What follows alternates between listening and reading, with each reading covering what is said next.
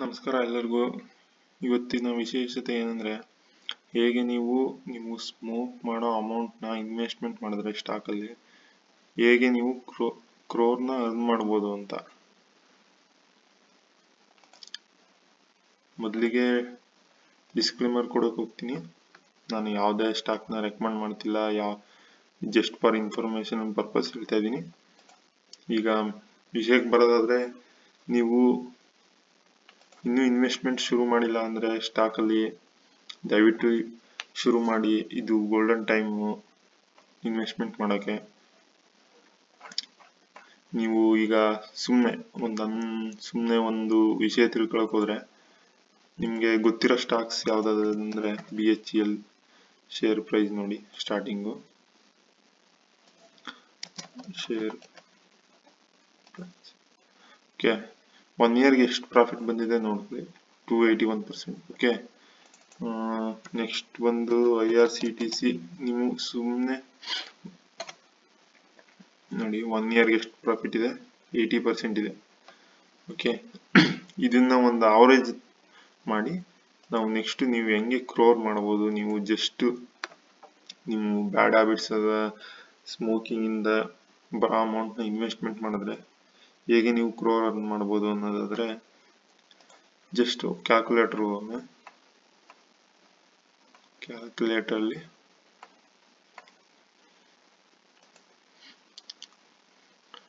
Compounding interest calculator ಅಂತ select ಮಾಡ್ಕೊಳ್ಳಿ. ಇಲ್ಲಿ ರುಪೀಸ್ ಸೆಲೆಕ್ಟ್ ಮಾಡ್ಕೊಳ್ಳಿ. Initial investment 0. ಓಕೆ, ನಿಮಗೆ ಈಗ IRCTCಲಿ 80% ಇದೆ ಪರ್ ಇಯರ್. ನೀವು ಜಸ್ಟ್ 20% ಪರ್ ಇಯರ್ ಅಂತ ಕ್ಯಾಲ್ಕುಲೇಟ್ ಮಾಡೋಣ. ಓಕೆ, ಇನಿಷಿಯಲ್ ಇನ್ವೆಸ್ಟ್ಮೆಂಟ್ 0, ಪರ್ ಇಯರ್ಗೆ 20% ಇನ್ಕಮ್. ನೀವು ಮ್ಯೂಚುವಲ್ ಫಂಡ್ ಮಾಡಿ ಯಾವ್ದ್ರಲ್ಲಾದ್ರೂ ಮಾಡಿ 15% ಮಿನಿಮಮ್ ಇರುತ್ತೆ. ಸೊ ನೀವು ಸ್ಟಾಕ್ಸ್ ಬಂದ್ರೆ 20% ಇರುತ್ತೆ. ನೀವು 125ಗೆ ಶುರು ಮಾಡಿದ್ರೆ 55 ತನಕ ನೀವು ಒಂದು ಸ್ಮೋಕಿಂಗ್ ಮಾಡ್ಬೋದು. ಸೊ 30 ಇಯರ್ಸ್ ಇಟ್ಟಿರ್ತೀನಿ.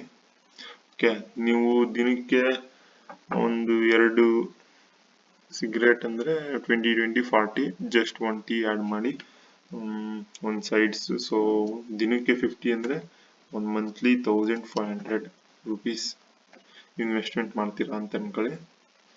ನೋಡಿ ಎಷ್ಟಾಗುತ್ತೆ ಅಂತ ನೋಡಿ.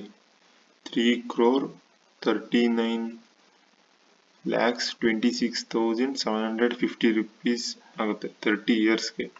ನಿಮಗೆ ಜಸ್ಟ್ ಪರ್ ಮಂತ್ 1500 ಇನ್ವೆಸ್ಟ್ಮೆಂಟ್ ಮಾಡ್ತಾ ಹೋದ್ರೆ 30 ಇಯರ್ಸ್ಗೆ ಈಗ IRCTCಲೆಲ್ಲ 80% ಇದೆ. ನಾವು ಜಸ್ಟ್ 20% ಪರ್ ಇಯರ್ ಪರ್ಸೆಂಟೇಜ್ ಹಾಕೊಂಡ್ರು 3 crore ಆಗುತ್ತೆ ನೋಡಿ. 1 ಇಯರ್ಗೆ 12 months. ಸೊ 1 ಇಯರ್ಗೆ 8 lakh ಆಗಿತ್ತು. 24 1 lakh ಆಗಿತ್ತು. 10 ಇಯರ್ಸ್ಗೆ ಎಷ್ಟು 5,64,000 ಆಗಿತ್ತು. 20 ಇಯರ್ಗೆ 46 lakh ಆಗಿತ್ತು.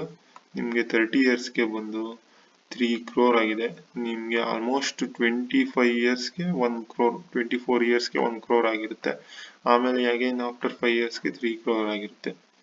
ಸೊ ಈಗಲಿಂದ ಏನಾದರೂ ಸ್ಟಾಕ್ಸ್ನ ಅಬ್ಸರ್ವ್ ಮಾಡಿ ಇನ್ವೆಸ್ಟ್ಮೆಂಟ್ ಮಾಡಿ, ಅಥವಾ ಮ್ಯೂಚುವಲ್ ಫಂಡ್ ಅಥವಾ SIP ಯಾವ್ದ್ರಲ್ಲಾದ್ರೂ ಇನ್ವೆಸ್ಟ್ಮೆಂಟ್ ಮಾಡಿ. Start to invest. ಇದು ಗೋಲ್ಡನ್ ಆಪರ್ಚುನಿಟಿ. ಬಿಫೋರ್ ಎಲೆಕ್ಷನ್ ಅಂತೂ ತುಂಬಾ ಚೆನ್ನಾಗಿದೆ ಟೈಮ್ ಇನ್ವೆಸ್ಟ್ಮೆಂಟ್ ಮಾಡೋಕ್ಕೆ. PSU ಸ್ಟಾಕ್ಸ್ಗೆ ನೀವು IRCTC, IRFC, BHEL, RVNL, HUDCO ತುಂಬಾ ಸ್ಟಾಕ್ಸ್ ಇದೆ. ಒಳ್ಳೊಳ್ಳೆ ಸ್ಟಾಕ್ಸು. ಸರ್ಚ್ ಮಾಡಿ, ಸ್ಟಡಿ ಮಾಡಿ, ಇನ್ವೆಸ್ಟ್ಮೆಂಟ್ ಮಾಡಿ.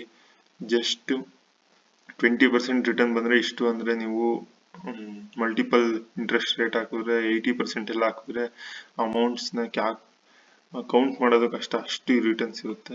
ಸೊ ಲಾಂಗ್ ಟರ್ಮ್ಗೆ ಇನ್ವೆಸ್ಟ್ಮೆಂಟ್ ಮಾಡಿ. Thank you.